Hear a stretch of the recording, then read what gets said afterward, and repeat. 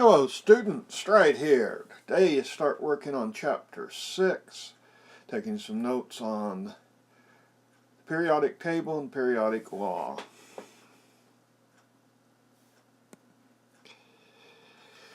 So we go through chapter 6, section 1 will be a little bit on how the modern periodic table was developed. In section 2 we classify the elements in various ways. In section 3 we look at some trends in the periodic table. Today we'll be dealing in the section 1 material. Section 1, development of the modern periodic table.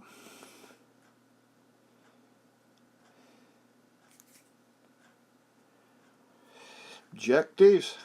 Going to need to trace the development of the periodic table.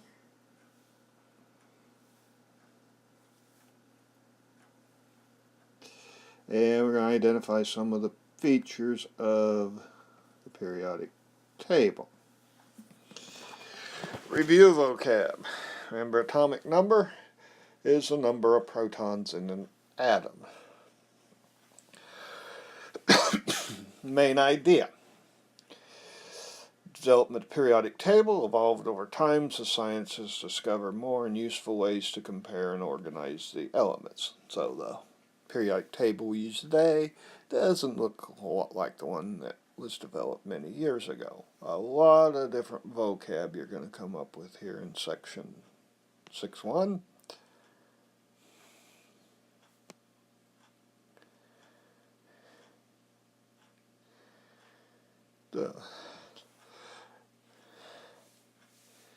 And this French guy, Lavoisier, compiled a list of all the known elements at the time. He classified them as gases, metals, nonmetals, and earth, and then here it lists a little bit about each, what he put in each of these.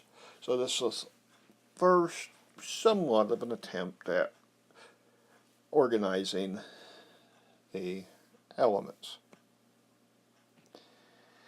So we get to the 1800s, and there's becoming a larger need for a way to organize the elements. New ones proposed an arrangement where elements were ordered by increasing atomic mass.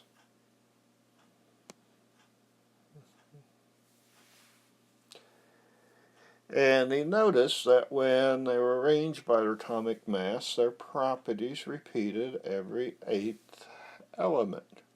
So, hydrogen, fluorine, lithium, sodium, and so forth. Every 8th element, they were seeing a lot of repetitions in properties. Another early person in working with the periodic table was a guy named Meyer. Another one named Mendeleev. These were working essentially at the same time, and they noticed the connection between atomic mass and elemental properties. Moseley later on rearranged the table by increasing the atomic number, and this gave a little clearer pattern. So Mendeleev, typically given credit for first published periodic table, but Meyer about essentially at the same time, but Mendeleev's became a little more famous. But Moseley brought us closer to what we have today with the idea of increasing atomic number. And nice definition here, periodic law, and it's the periodic repetition of chemical and physical properties of the elements when they are arranged by increasing atomic number. Here's a nice summary of different people and their classifications to elements. Adding this little chart to your notes would be an excellent thing, so you might want to pause the video here to write all this down. New ones. Talked earlier about repeating, call that the law of octaves. Meyer demonstrated between atomic mass and elemental properties, and we have Mendeleev and Moseley. So these are four of the guys that did a lot of the contributions to our modern periodic table.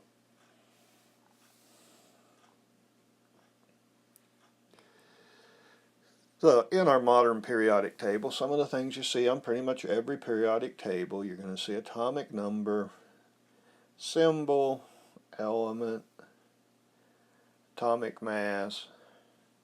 So these, pretty much every periodic table, many of them in some manner will identify the state of matter. And there, depending on the periodic table, can be a lot of other things that are on this periodic table. So you'll need to make sure you can recognize these four things and then what other things meet on a periodic table you might be looking at. Much of what we're going to look at here, we've talked about previous chapters already, and I've mentioned it.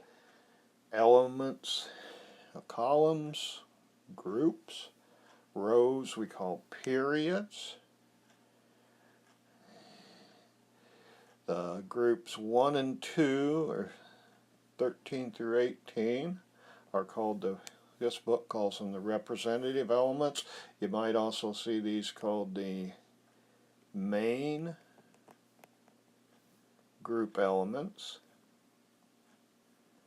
On many periodic tables, these are our A groups. And then in the middle, in groups 3 through 12, we got the transition metals, sometimes also called the transition elements, and these are our B group. And not all periodic tables use this A and B notation, but many of them do. And we can also classify as metals, nonmetals, and metalloids. Here's descriptions of metals. Generally shiny,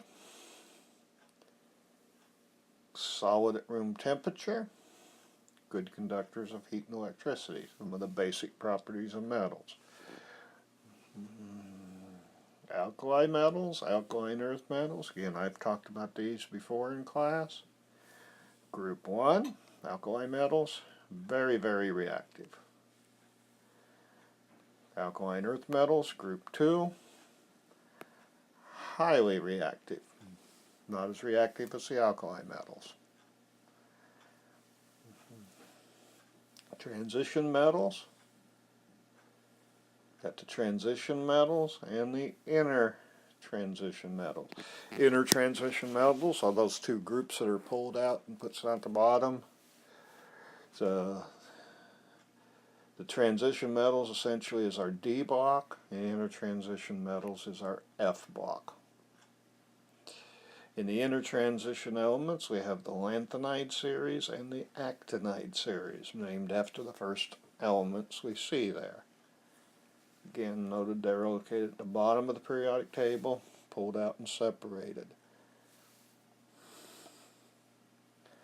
Nonmetals, pretty much just the opposite of a metal. Gases, they're brittle, if they're in a solid, dull looking instead of shiny, and poor conductors instead of good conductors. A couple of groups of nonmetals are the halogens in group 17, and the noble gases in group 18. Halogens highly reactive, noble gases extremely unreactive. And the metalloids can have characteristics of both metals and nonmetals. Silicon, germanium are a couple of the metalloids.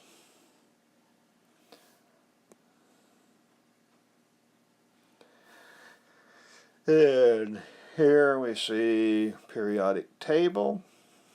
That's the metals in blue, metals over here on the left-hand side of the table, the non-metals in a yellow-looking color over on the right-hand side of the table, and the metalloids down this diagonal in green,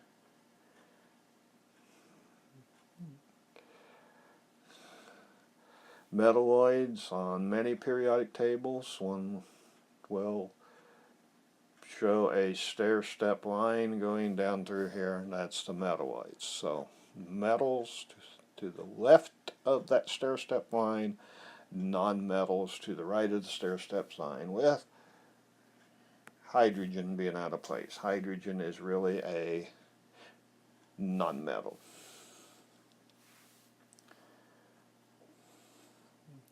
Couple quick review questions.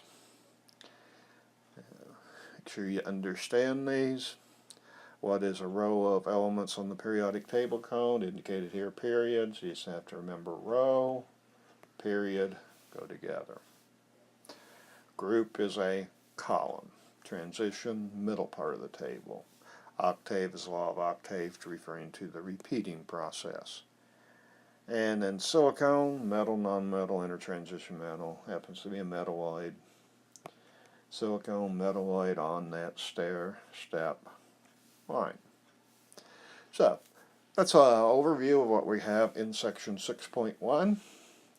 Make sure we read the section. And later we might get some practice problems to go with it. In class we'll look at a number of questions to further expand on this topic. But that's what we've got in section 6.1. That's all for now.